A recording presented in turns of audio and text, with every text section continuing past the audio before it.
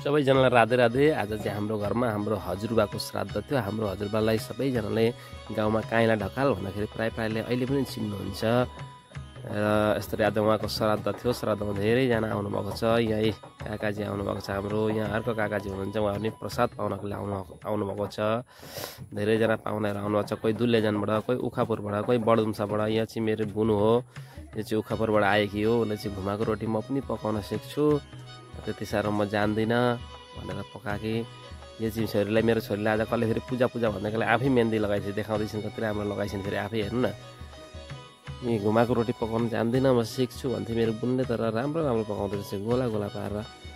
मलाई त त्यसरी पकाउन आउँदैन पनि। घुमाएको रोटी कोलाई मनपर्छ भनिदिनु होला त। मलाई त त्यति साह्रो खास राम्रो लाग्दैन है घुमाएको रोटी चाहिँ। होइन कति राम्ररी, म त यो पकाउन पनि जान्दिनँ त, टाँसिँदैन त्यहाँ गएर त। यहाँ खानासाना यसरी पाकिसकेको छ।